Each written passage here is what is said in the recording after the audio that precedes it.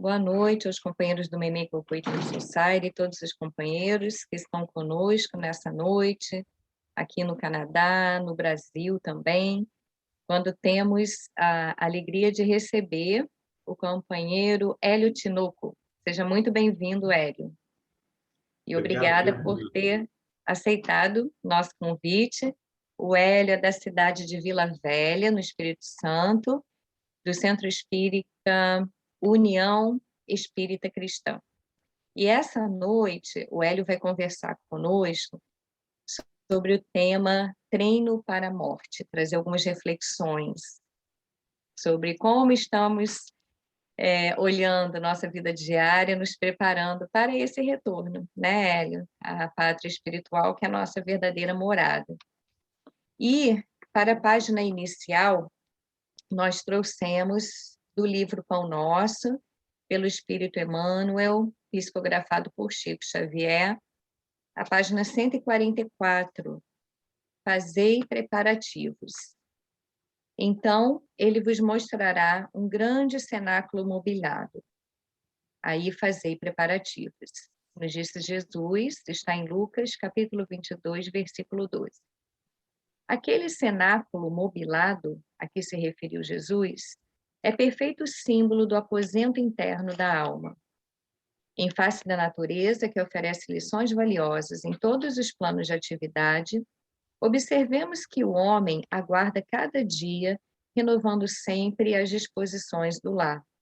Aqui varre-se, lá ornamentam-se paredes. Os móveis, quase sempre os mesmos, passam por processos de limpeza diária. O homem consciencioso reconhecerá que a maioria das ações na experiência física encerra-se em preparação incessante para a vida com que será defrontado além da morte do corpo. Se isso ocorre com a feição material da vida terrena, que não dizer do esforço propriamente espiritual para o caminho eterno? Certamente, numerosas criaturas atravessarão o dia à maneira do irracional, em movimentos quase mecânicos. Erguem-se do leito, alimentam o corpo perecível, absorvem a atenção com bagatelas e dormem de novo cada noite. O aprendiz sincero, todavia, sabe que atingiu o cenáculo simbólico do coração. Embora não possa mudar de ideias diariamente, qual acontece aos móveis da residência, dá-lhes novo brilho a cada instante, sublimando os impulsos, renovando concepções, elevando desejos e melhorando sempre as qualidades estimáveis que já possui. O homem simplesmente terrestre mantém-se na expectativa da morte orgânica. O homem espiritual espera o mestre divino para consolidar a redenção própria. Não abandoneis, portanto, o cenáculo da fé, e aí dentro fazei preparativos em constante ascensão. Vamos então, nesse momento, nos unir em pensamento, em coração, elevando as nossas vibrações, para que possamos estar aqui virtualmente ou presencialmente, nesse ambiente, todos unidos e com as nossas mentes abertas para os ensinamentos que o irmão irá trazer à luz da doutrina espírita. O próprio Mestre Jesus, com toda a sua amorosidade, e através dos benfeitores espirituais, além da nossa querida Meimei, benfeitora da casa, possam também estar aqui presentes a inspirar não apenas o nosso companheiro Hélio, mas também a cada um de nós, nas reflexões que aqui serão trazidas. Que possamos, então, com muita harmonia, muita tranquilidade, dar início a mais uma palestra nessa noite. Muito obrigada a toda a espiritualidade amiga aqui presente conosco.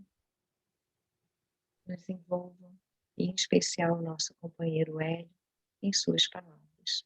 Que assim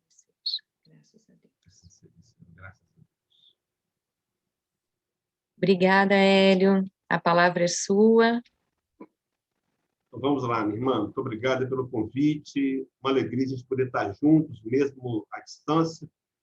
E eu queria começar essa palestra dizendo aos companheiros que eu não sei o que dizer, mas eu sei que os benfeitores amigos sabem o que eu devo dizer. Eu sei que nós não viemos aqui por acaso, nenhum de nós saiu do seu trabalho, da correria do dia a dia, da luta, da labuta, das nossas preocupações, para estar aqui reunidos, senão para ouvir o consolo do Evangelho de Jesus.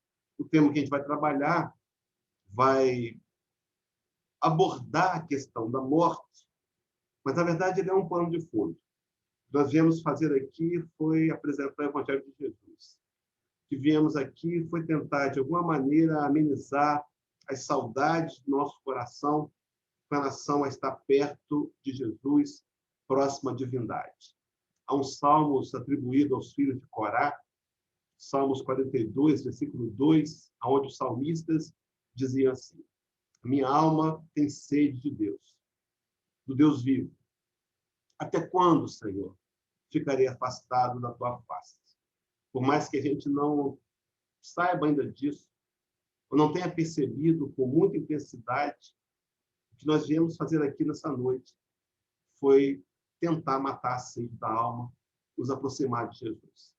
Tomara que os amigos espirituais aí da equipe de MEI, deslocada para essa instituição espírita, possa encontrar em mim os requisitos mínimos necessários para que eu seja o porta-voz do Senhor e que todos nós saímos daqui, quer encarnados, quer desencarnados, levando a esperança renovada do coração, para continuarmos firmes nesse projeto de auto-melhoria moral, encaminhando-nos em direção à felicidade. Eu vou compartilhar os slides, eles me dão aí alguns segundos, vou me ausentar. Eu estou por aqui.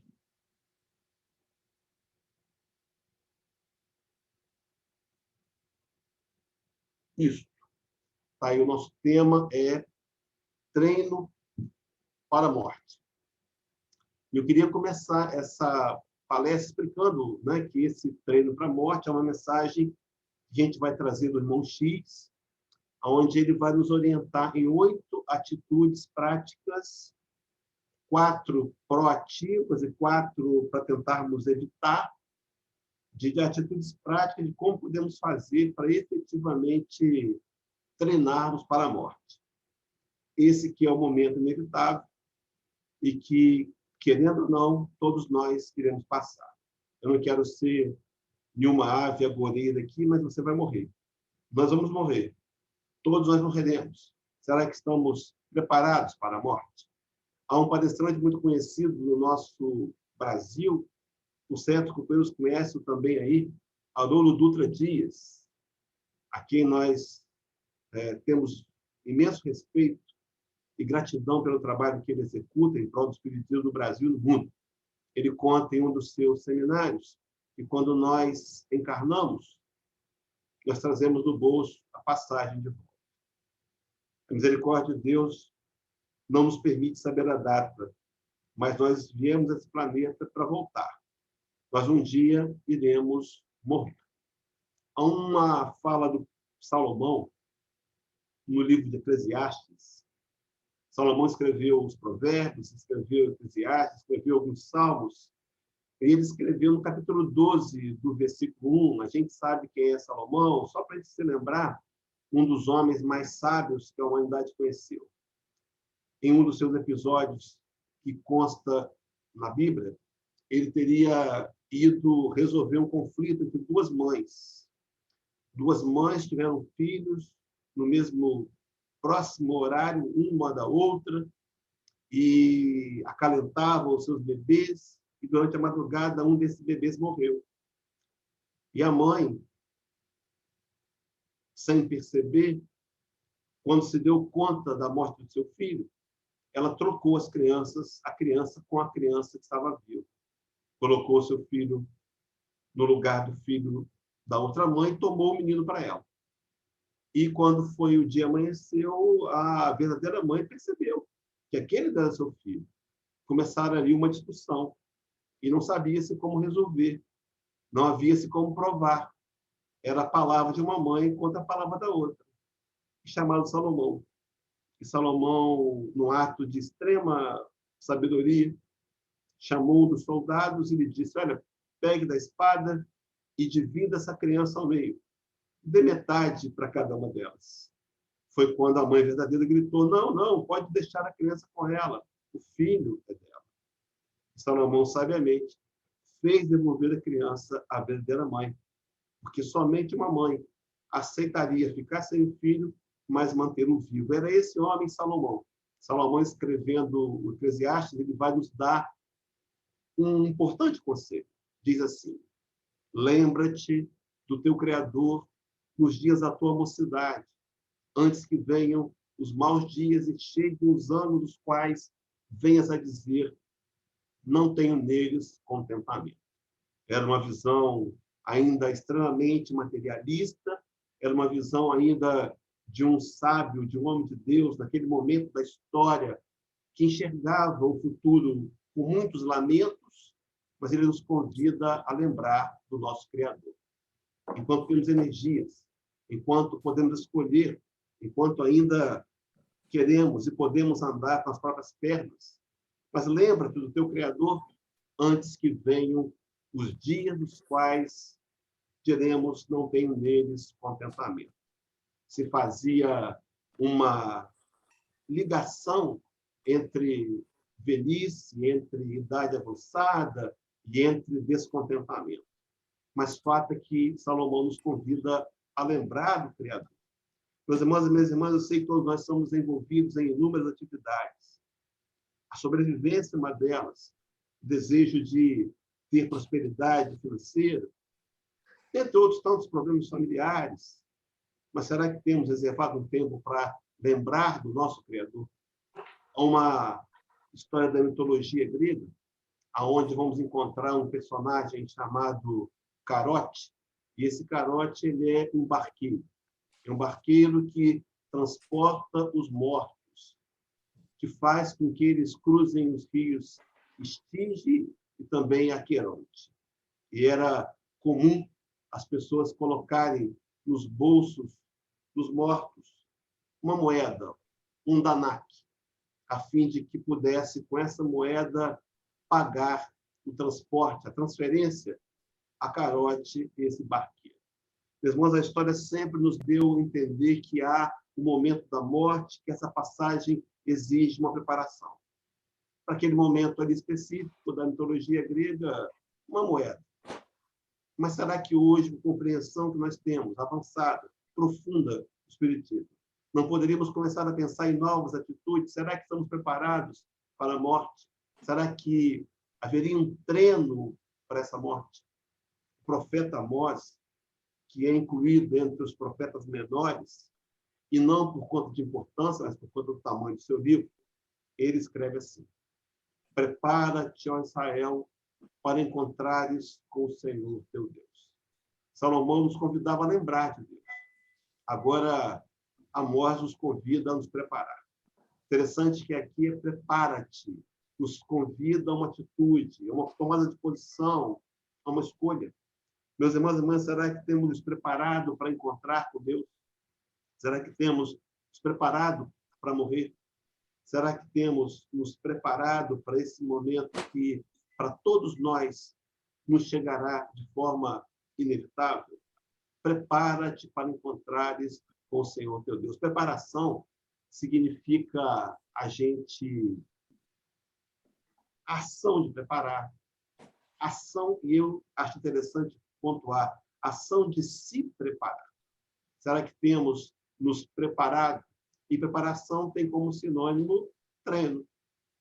Há uma fala do espírito Vemonoide, os companheiros vão se lembrar dele, ele também aparece no livro dos Espíritos, na questão 665, quando ele lá assina M. Monode, e ele é um pastor protestante, mas no Evangelho segundo o Espiritismo, no capítulo 27, item 22, Vemonoide nos pergunta assim: o que tendes pedido a Deus?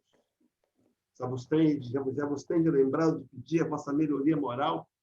Meus irmãos, será que nós temos nos preparado moralmente para o retorno à paz espiritual?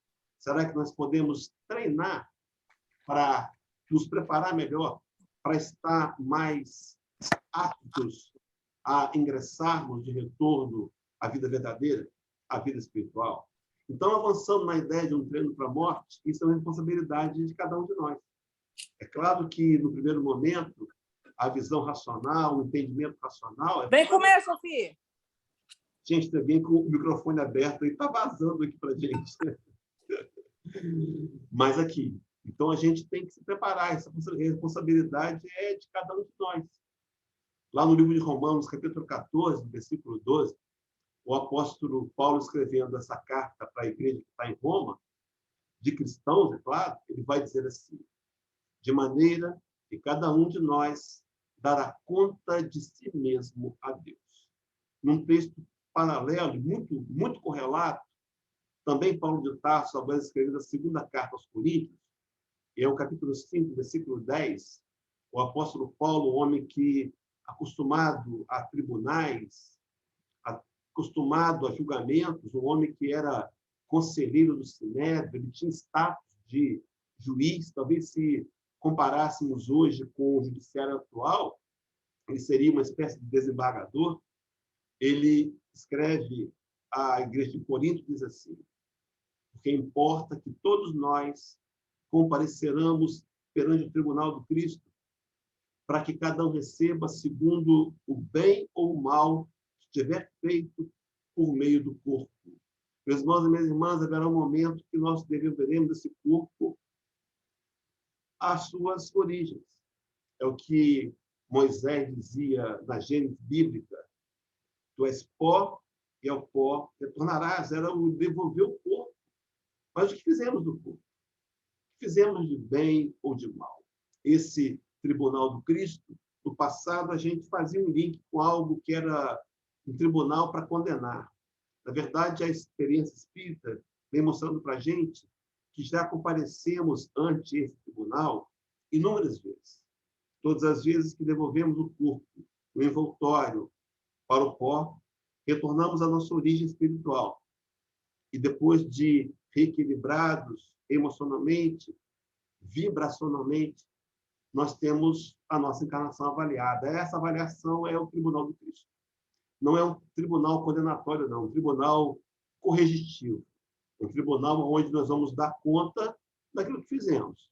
Se cometemos erros, se, por exemplo, não fomos um bom pai, ou não fomos um bom marido, não receberemos castigo algum. Receberemos, na verdade, um treinamento intenso de como ser um bom pai, como ser um bom marido, para numa próxima encarnação termos mais chance de acertar. Meus irmãos, o Tribunal do Cristo é um tribunal que nos corrige, porque ele vai nos fazer entender se fizemos bem ou mal o meio do corpo. Então, não importa qual é o corpo, se ele é saudável, se ele é bonito, se ele é jovem, o que importa é o que fazemos no meio do corpo. André Luiz, na sua linguagem, em toda a sua série A Vida do Mundo Maior, ele vai nos falar que esse corpo é um aparelho. Deveria ser usado para desenvolver virtudes no espírito mortal. Então, todos nós, um dia, daremos conta das escolhas que fizemos hoje. Será, meus irmãos e minhas irmãs, que temos lembrado de Deus? Será que temos nos preparado para o encontro com Deus? Será que não poderíamos, de alguma maneira, treinar melhor para a morte? Mas essa morte, esse treino para a morte, que o irmão X, o mesmo Humberto Campos, vai nos orientar, ele obedece a dois momentos. Primeiro, treinar para o retorno ao plano espiritual, voltando à nossa origem. Há uma passagem do Evangelho de João, capítulo 17, onde a narrativa do evangelista nos dá conta de uma oração feita por Jesus, direcionada a Deus, pedindo pelos discípulos que ficariam e pelos discípulos que, inevitavelmente, viriam, dando continuidade ao projeto de implantação de um novo mundo. E ele, no versículo 15, ele diz assim: Pai, não peço que os tires do mundo, mas que os livre do mal. E no versículo seguinte, 17, ele vai dizer: porque não são do mundo, 16, porque não são do mundo, como também eu do mundo não sou. Era o Senhor declarando que nós somos espíritos imortais, de passagem pelo mundo físico, que inevitavelmente se encerrará com a morte material e a devolução do envoltório para o mundo, para a matéria, para a terra, para o pó da terra. Mas também podemos pensar nessa morte como sendo o momento da morte, o momento do retorno. Será, meus irmãos e minhas irmãs, estamos prontos para morrer? Sim, porque inevitavelmente morreremos. Será que estamos prontos para morrer? E depois que morrermos, qual será a nossa destinação? Será que o que fizemos aqui, de alguma maneira, terá surtido efeitos, resultados em nosso psiquismo mortal? Será que nos será feito pessoas melhores? E, inevitavelmente, com isso, garantindo uma passagem melhor e garantindo o retorno a uma parte espiritual, a um local melhor? Pois bem, queridos, avancemos, então, porque há uma possibilidade real de treinamento. Algumas vezes nós deixamos que as coisas aconteçam sem imaginar que as escolhas, que a intervenção nos pertence. Nós podemos, sim, se quisermos. É claro que isso vai exigir trabalho, vai exigir dedicação, vai exigir comprometimento, vai exigir disciplina. Mas nós podemos, sim, fazer algumas coisas para facilitar, para treinar, para quando retornarmos à parte espiritual, nesse momento inevitável, termos uma passagem mais suave e também, ao mesmo tempo, poder alcançar o direito de estar em lugares melhores. No Livro dos Espíritos, questão 165, Allan Kardec faz uma pergunta que é crucial. Ele vai perguntar à espiritualidade: o conhecimento do espiritismo exerce alguma influência sobre a duração mais ou menos longa da perturbação entre parentes nossos após a morte? Nós sabemos que todos nós, independente do nível evolutivo que estejamos, é claro que quanto mais evoluídos, a perturbação tem menor intensidade, menor durabilidade, mas passamos por um estado de tensão, quando do desligamento do envoltório perispiritual do envoltório material, do corpo físico. Células que se ajustam exatamente nos mesmos lugares. Então, quando Isaac Newton disse que dois corpos não podem ocupar o mesmo lugar no espaço, ele desconhecia o perispírito. Mas esse trabalho de desligamento perispiritual pode levar horas, dias, minutos, depende de cada um de nós. Mas sempre será acompanhado de uma perturbação. Então, Kardec está perguntando se o conhecimento do espiritismo pode, de alguma maneira, influenciar nessa durabilidade da perturbação e também na intensidade. Os amigos espirituais respondem a Kardec que sim, dizendo assim: influência é muito grande. Por isso que o espírito já antecipadamente compreendia a sua situação. Então, à medida que o espírito entende que é espírito imortal e procura trazer essa informação do seu bojo de conhecimentos próprios e absorve essa informação e transforma em verdade pessoal, à medida que ele terá que enfrentar o desligamento do corpo físico, ele, de alguma maneira, compreende a sua situação. Então, diante daquela angústia, daquela perturbação do momento, ele entende que está morrendo.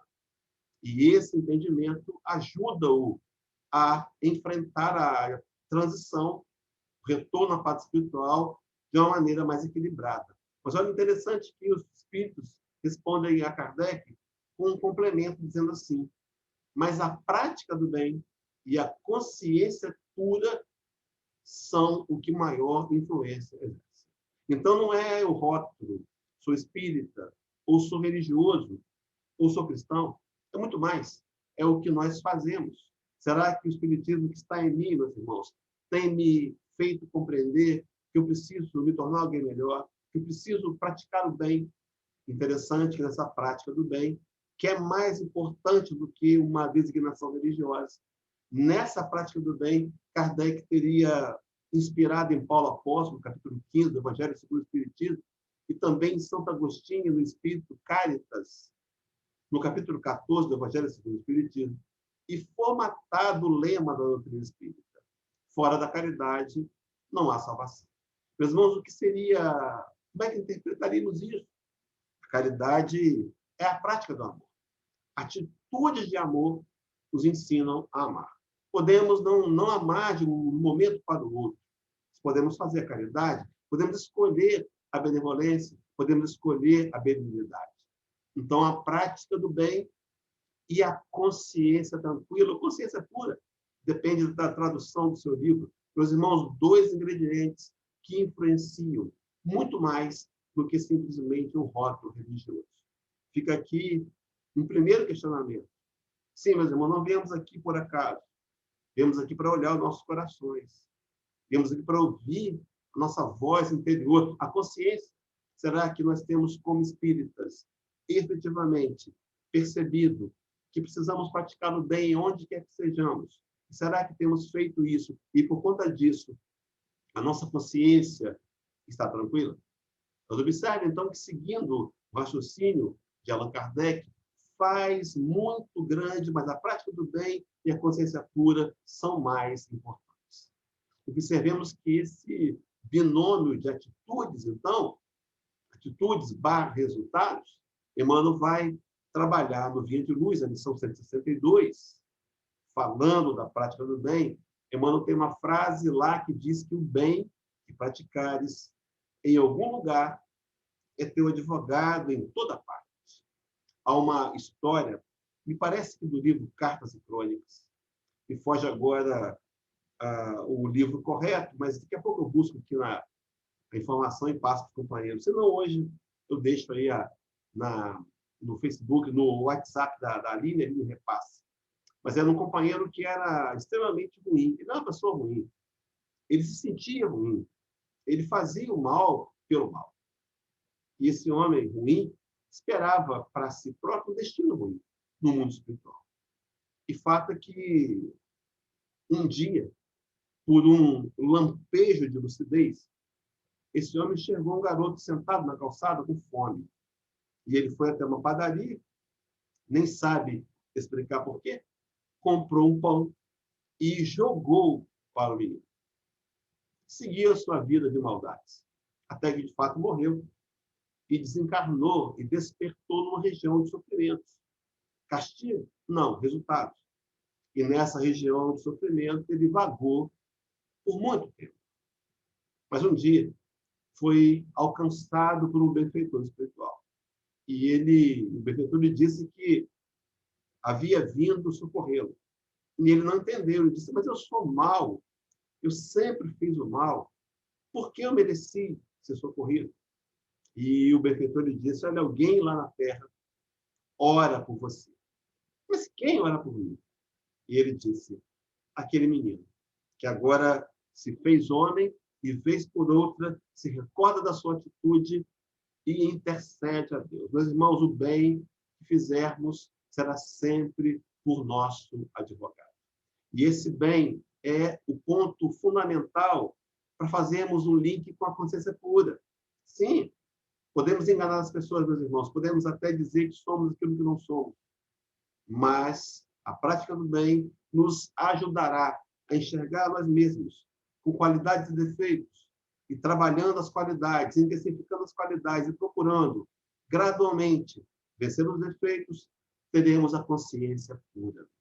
Essa consciência pura, consciência limpa, consciência tranquila, é a mesma que na questão 922, Kardec vai ouvir dos amigos espirituais ser um ingrediente para a verdadeira felicidade. Naquela questão, Allan Kardec pergunta, ele faz uma pontuação, ele diz, se nós somos diferentes de todos os dos outros, será que haveria uma medida comum de felicidade a todos? Os amigos espirituais respondem que sim. E lhe apresentam a fórmula da felicidade. Para a vida material, felicidade, meus irmãos, é posse do necessário. Então, somente isso. Para a vida espiritual, para a vida moral, felicidade é consciência tranquila e a fé no futuro. Prática do bem que nos leva a olhar para o nosso dia e nos perguntar, será que hoje eu fiz o meu melhor? Acertei o tempo todo? Claro que não. Mas me esforcei, fiz o meu melhor? Sim. Se a resposta for sim, eu tenho consciência tranquila. Por isso que lá em Mateus, capítulo 5, versículo 28, o Rabi da Galileia vai atrelar a felicidade aqueles que têm o coração puro. Segundo a visão de Jesus, a fala do Cristo, eles verão a Deus. Bem-aventurados, limpos de coração. Aqueles que procuram, de alguma maneira, diariamente, purificar a si mesmos. Bem-aventurados, felizes os que têm o coração puro. Aqueles que procuram, por meio da humildade, por meio da simplicidade, desenvolver uma fundamental característica, aquela de procurar nutrir no coração apenas aquelas qualidades, aqueles atributos que possam colaborar para uma ascensão moral e, de alguma maneira, expurgar as naturais inclinações ao mal que estão em cada um de nós. No capítulo 15, para fechar essa longa introdução e adentrar com os 8 pontos para treinarmos para a morte, na visão de Humberto de Campos, Montes, capítulo 15 tem 9 evangelhos segundo o Espiritismo. Compreendem que para chegar a Deus, uma só é essa: caridade. Meus irmãos e minhas irmãs, independente de rótulos religiosos, de crenças pessoais, sempre que pudermos, façamos o bem. Diz o Rabi da Galileia que preciso aprendermos a pagar o mal com o bem. Paulo de Tarso, escrevendo uma carta aos Romanos, mais uma vez, no capítulo 12, ele vai dizer assim: não te deixes vencer pelo mal, mas vence o mal com o bem. Irmãos e irmãs, queridos e queridas, aí do Canadá, e outros que vão nos acompanhar essa transmissão aqui pelos canais do Facebook e do YouTube da casa, do Memei. Meus irmãos, não percamos a oportunidade de fazer o bem. Se tivermos que escolher, se tivermos em dúvida, ame. Se tivermos em dúvida, amemos. É melhor fazer o bem. Prepara-te para encontrar com o Senhor teu Deus. Esforça-te, prepara-te. Lembra-te do teu Criador, palavras que não podem deixar de ressoar em nossos corações. Mas muito grande, então, é a possibilidade do conhecimento espírita nos ajudar em nossa passagem para o mundo espiritual e nos ajudar também para aonde iremos e encontrar um lugar de socorro, de conforto, de aprendizado, de estudos, quem sabe, merecermos uma colônia. Então, o conhecimento espírita ajuda muito. Eu queria fazer uma analogia com a questão do Google Maps. A gente pode, sem ir até a Casa Espírita aí do Canadá, com endereço, visitar. Visitar a casa, conhecer a rua, conhecer detalhes do local. E é claro que esse conhecimento fará com que seja mais fácil alcançar o objetivo de encontrar o local físico. Então, o conhecimento espiritual, meus irmãos, ele se resume em 2 pontos fundamentais. Primeiro, a imortalidade da alma. Meus irmãos, ninguém morre. Os que nos antecederam ao retorno à pátria maior não morreram. São, como diz Gabriel Delany, erroneamente chamados mortos. Estamos vivos. Nós somos espíritos imortais, de passagem pelo mundo físico. Meus irmãos, isso deveria ser anotado e percebido intensamente, porque esse entendimento nos fará repensar as escolhas e atitudes. E, no segundo momento, o segundo conhecimento importante é que nós somos espíritos responsáveis ante as escolhas da vida. A proposta da questão 918 de O Livro dos Espíritos, Kardec vai inquirir como é que se pode reconhecer um espírito, em um espírito, a sua evolução moral. E os mentores espirituais, resumindo o que daria depois ênfase a Kardec criar a designação homem de bem, eles vão resumir em 2 pontos. Primeiro, aqueles que estão em ascensão moral, eles procuram aplicar a lei de Deus na sua vida. Procuram compreender a lei de Deus e procuram aplicá-la na vida. Não adianta apenas o conhecimento teórico. Ele é fundamental. Por isso, nos reunimos, estudamos, mantemos a leitura em dia, mas o objetivo nosso era lançar mão desse conhecimento para que a gente possa efetivamente usar na vida. Usar no trabalho, na família, no trânsito, nos negócios, nos investimentos, usar na vida. E no segundo momento, segundo os espíritos da Kardec, em 1918, eles vão dizer que esse espírito de evolução, ele antecipadamente vive a vida futura. Então, ele está encarnado, mas ele vive e escolhe como se fosse espírito mortal. Duas implicações, meus irmãos, dois pontos fundamentais que o conhecimento espírita nos assevera. O primeiro é que somos espíritos imortais. O segundo é que somos responsáveis pelas coisas que fazemos.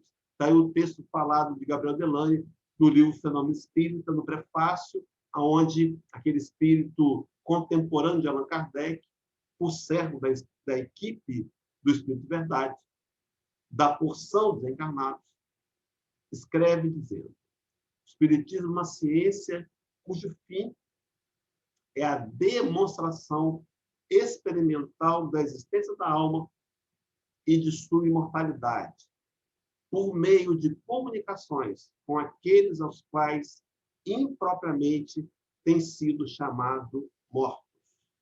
Meus irmãos, há inúmeros experimentos. O tempo não nos permite citá-los, mas existem vários que nos provam cientificamente que a vida não termina no túmulo, que aqueles que morreram antes de nós apenas voltaram à sua origem e prosseguem a sua caminhada, colhendo os frutos das suas próprias escolhas. Escolhas essas, muitas vezes, penosas, mas que servirão como alerta, para que depois escolham melhor, a fim de que todos nós, um dia, atinjamos o grau da perfeição máxima. Um dia, seremos perfeitos segundo a revelação, a determinação da questão 115 de O Livro dos Espíritos. Então, o conhecimento do Espiritismo com relação à imortalidade e a nossa responsabilidade deveria nos fazer pensar melhor com relação à morte. É por isso que na questão 997 do Livro dos Espíritos, nos comentários de Kardec, o codificador coloca assim: não se deve perder de vista que o espírito não se transforma subitamente. Nem queiramos, iremos nos frustrar. Não se transforma subitamente após a morte do corpo. Se viveu vida condenável, é porque era imperfeito. Diz mais: ora, a morte não o torna imediatamente perfeito. Pode, pois, persistir em seus erros, em suas falsas opiniões, em seus preconceitos, até que se haja esclarecido pelo estudo, pela reflexão e pelo sofrimento. Meus irmãos, vejam só, é preciso que a gente esclareça. E a doutrina espírita, essa doutrina que ela nos diz como buscar o esclarecimento. Esclarecer significa trazer luzes, iluminar, por meio do estudo, que agora fazemos nessa live, ou pela leitura de um livro, ou pelo estudo de um livro dos Espíritos, na sequência, ou nos investimentos que fazemos para conhecer melhor. Isso é o estudo. Estudo esse que, na verdade, nem é uma escolha, é uma obrigação. Capítulo 6 do Evangelho segundo o Espiritismo, item 5, o Espírito de Verdade teria nos ordenado: espíritas amai-vos, eis o primeiro ensinamento. Espíritas instruí-vos, eis o segundo. Não é uma escolha, uma obrigação, mas também pela reflexão. Sim, estudamos, compreendemos e procuramos fazer um link com a nossa história. E corajosamente nos colocar em xeque. Fazer reflexões. E ainda, meus irmãos, uma terceira ferramenta, o sofrimento. Esse aliado, esse amigo que nos faz compreender que a dor é uma bênção. Por isso, no Evangelho segundo o Espiritismo, capítulo 5, item 5, Allan Kardec discorre dizendo assim: os sofrimentos que decorrem do pecado são-lhe uma advertência de que procedeu mal. Podemos olhar à nossa volta e honestamente observar os resultados que nós temos promovido. Meus irmãos, o que nós temos colhido? Deus não é injusto, Deus é bom, soberanamente bom e justo. Colhemos aquilo que semeamos. Se tivéssemos a coragem de olhar e analisar friamente o que temos colhido, perseverimos no que semeamos. E se essa colheita não tem nos agradado, é preciso mudar de investimento, é preciso semear melhor, mudar o tipo de sementes. Há uma fala de um pensador americano chamado Benjamin Franklin, onde ele vai dizer que a maior loucura que o homem pode fazer é continuar repetindo aquilo que ele sempre fez e esperar resultados diferentes. Olhemos o nosso resultado, condicionemos a uma lei de causa e efeito, colheitas. E se não estivermos agradados, é preciso mudar de vestimento. Então, o sofrimento é uma advertência, diz, olha, agimos errado, vai dizendo mais, dão-lhe experiência, faz-lhe sentir a diferença existente entre o bem e o mal. É a necessidade de se melhorar para, de futuro, evitar o que originou uma fonte de amarguras. Faz sentido, muito lógico. Sem o que motivo não haveria para que se emendasse. Então, se ele cometesse erros e não colhesse frutos amargos, continuaria naturalmente cometendo erros, porque confiante na impunidade, retardaria o seu avanço e, consequentemente, a sua felicidade futura. É por isso que no capítulo 9, item 7, do mesmo Evangelho segundo o Espiritismo, uma comunicação da Joana de Ângeles, que lá assina um espírito amigo, mas Ivaldo Franco já nos revelou ser Joana de Ângeles, nos revelou de modo na grande mídia, e ela diz que a dor é uma bênção que Deus envia aos seus eleitos. Então, chegamos, meus irmãos, o treino para a morte.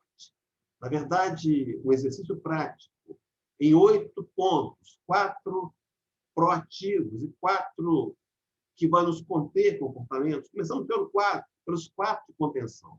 Esse artigo está no livro Cartas e Crônicas, no Irmão X, o capítulo 4. E o título, Treino para a Morte. Eu sugiro aos companheiros que depois da palestra ou em casa, leiam esse capítulo.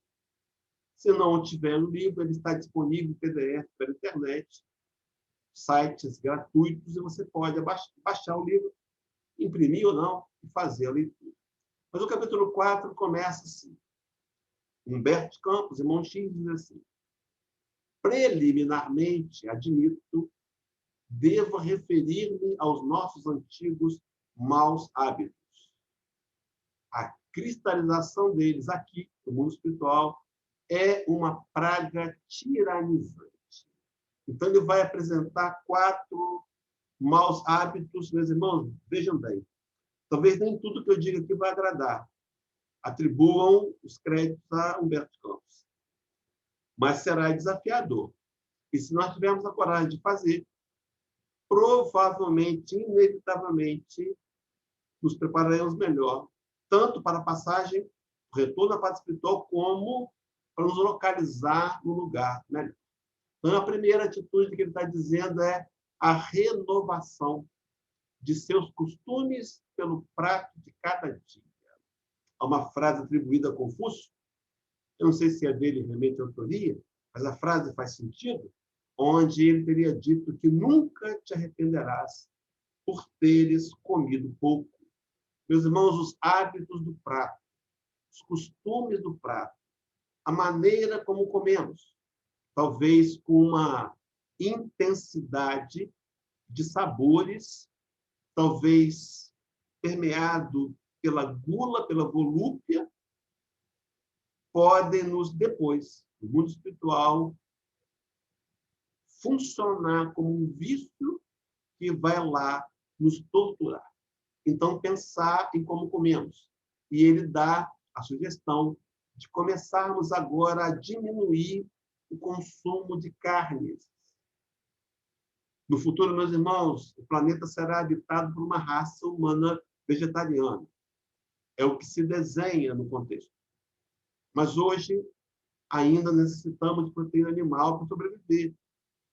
Nós podemos começar a diminuir, gradualmente, emando numa literatura que agora me foge, eu acho que é do livro Sexo e Vida, não me lembro agora, ele vai ressaltar a forma pela qual comemos carne, chamando o nosso estômago de cemitério de vísceras. Meus irmãos e minhas irmãs, diminuir a carne, diminuir também o uso de estimulantes alcoólicos, saber dosá-lo, quem sabe até se abster. E ainda, meus irmãos, vai dizer para a gente que essa ligação com a comida, com a bebida, pode ser portas abertas ao processo obsessivo. Sim, no livro que nós vamos citar, Missionários da Luz, vai nos contar nessa imagem do projeto Imagem. Vocês, companheiros, conhecem, se lembram do projeto Imagem, um grupo de companheiros que desenham cenas dos livros da série André Luiz e outros tantos. E está aí uma entidade desequilibrada, usufruindo dos alcoólicos e da fumaça do cigarro, com um processo chamado vampirismo. Se aproximam, se acoplam e, por conta dos nossos hábitos, podem estar emitindo vibrações negativas a cada um de nós. Mas é preciso rever. É possível? Sim. Com boa vontade, com dedicação, com anotações, podemos. Segundo ponto, para desencarnar melhor, segundo ponto, para garantir um lugar melhor no mundo espiritual, será nos preocuparmos com excesso de fumo e drogas inaláveis. A gente sabe que esse livro do Humberto Campos é de 1966, vou colocar isso na tela daqui a pouco, vou colocar agora. Era muito comum o tabagismo. Hoje, a consciência social já caminha para uma conscientização mais profunda.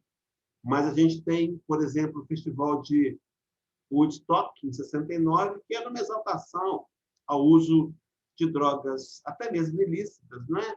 Maconha e outros inalantes. Então, evitar. E se nós, por acaso, entre nós, ainda há um companheiro ou outro que tenha dificuldade com parar de fumar, buscar uma ajuda, quem sabe, médica, quem sabe uma ajuda com um terapeuta, mas evitar o uso de substâncias que possam criar dependência. O terceiro ponto é o sexo desregrado. Então, vejo que ele está nos orientando a olhar com cuidado para a nossa atividade sexual. E diz assim, Humberto Campos, guarde muito cuidado na preservação do seu equilíbrio emotivo. Tem um livro que quero recomendar para os companheiros, Sexo Além da Morte. É um livro que é o autor, obra mediúnica de Ranieri, R.A. Ranieri, orientado aí por André Luiz, espírito. Esse material narra vários episódios de uma dependência sexual fora do corpo físico. E nos dá conta também de que todas as vezes que temos uma relação sem responsabilidade, uma relação sexual fortuita, a aliança que se faz não é tão somente com o espírito a quem se interagiu sexualmente, mas também com as entidades espirituais que estão ao redor daquele corpo, daquele aparentemente.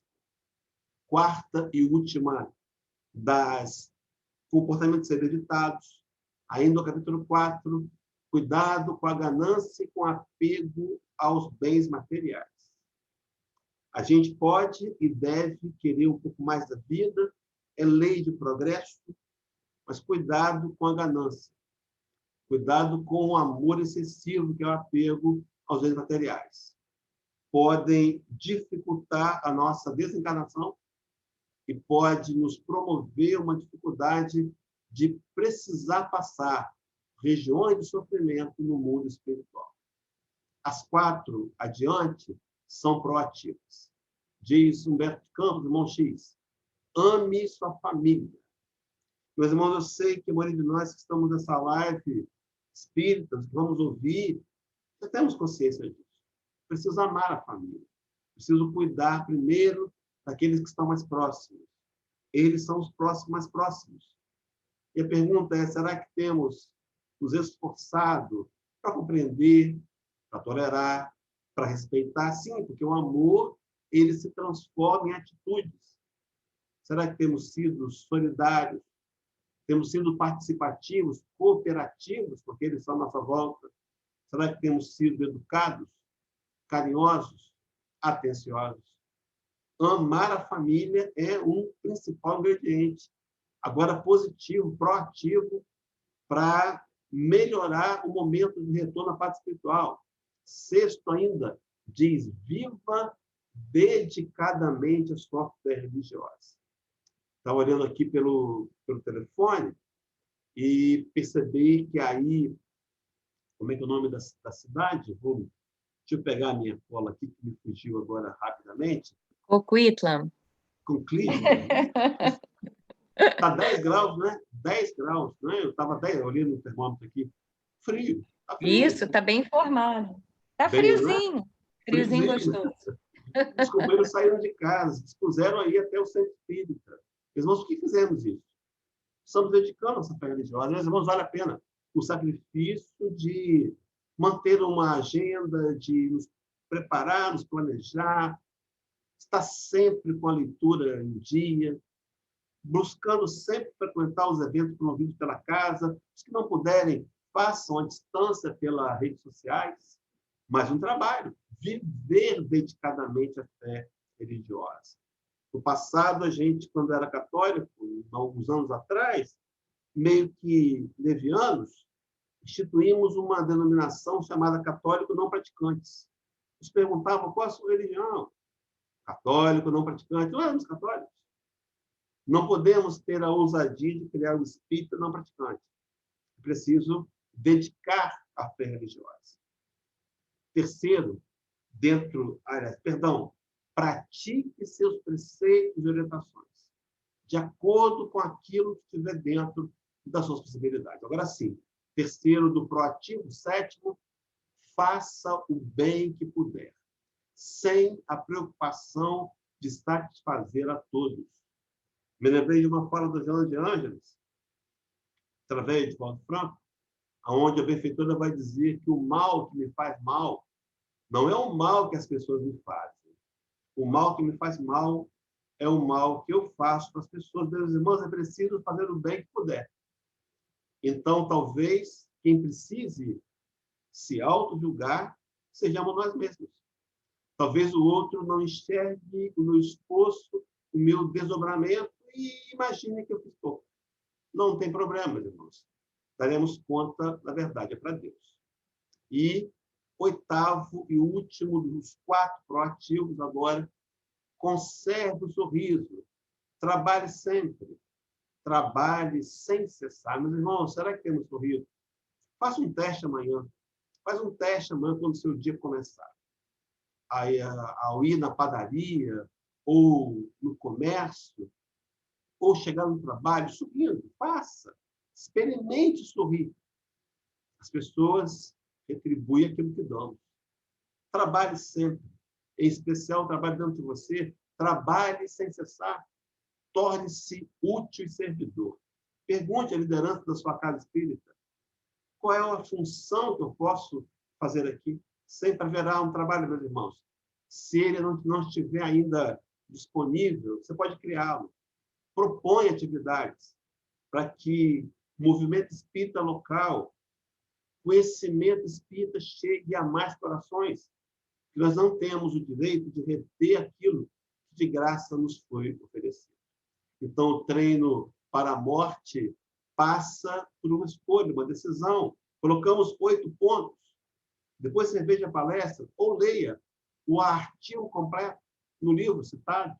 Meus irmãos, na Agenda Cristã, André Luiz, por meio de Chico Xavier, escreve assim: ninguém deve ser o profeta da morte, nem imitar a coruja agoreira. Mas, enquanto você guardar oportunidade de amealhar recursos superiores para a vida espiritual, aumente seus valores próprios e organize tesouro da alma. convicto de que sua viagem para outro gênero de existência é inevitável. Meus irmãos, juntar tesouros, me lembrei da fala de Jesus em Mateus 6, Sermão da Montanha.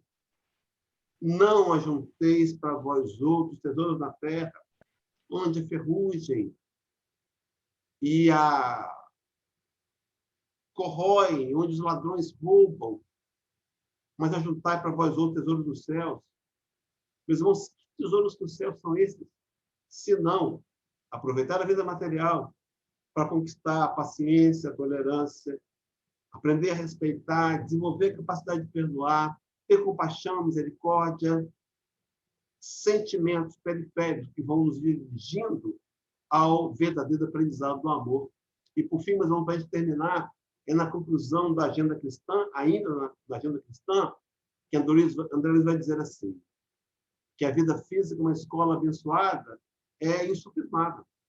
Mas se você não se aproveitar dela, da vida física, a fim de aprender suficientemente lições que se destinam ao seu engrandecimento espiritual, em nada lhe valerá o ingresso no aprendizado humano. Somos espíritos imortais, passando pela Terra para aproveitar esse momento para desenvolver o patrimônio perecível, conquistar as virtudes do espírito imortal.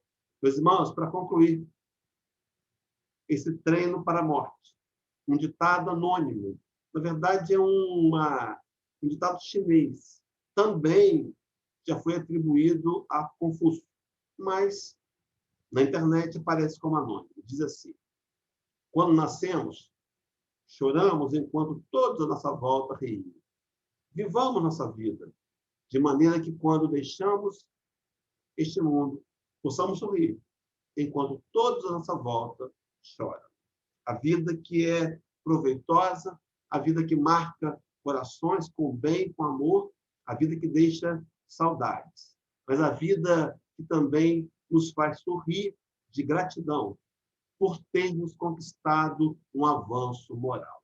Vou concluir com uma fala de Chico Xavier, agora aí, aqui no meu relógio são meia-noite, mas aí são 8 da noite, né? 4 horas de fuso horário, 8 da noite.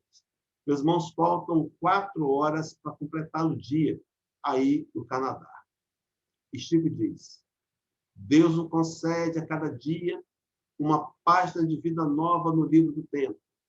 Aquilo que colocarmos nela corre por nossa própria conta.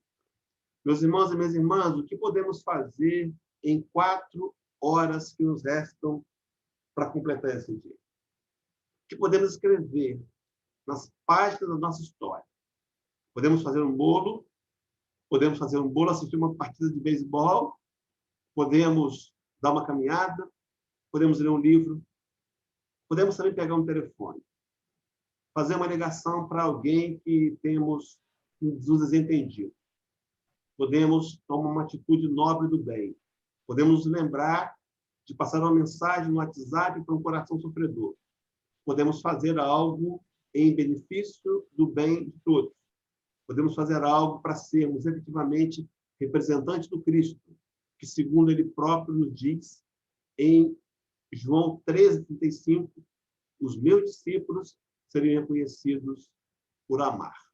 Então, o treino para a morte, se quisermos morrer melhor, tanto na passagem, como para assegurar o nosso lugar no mundo melhor, será aprender a amar com os recursos que temos agora em mãos.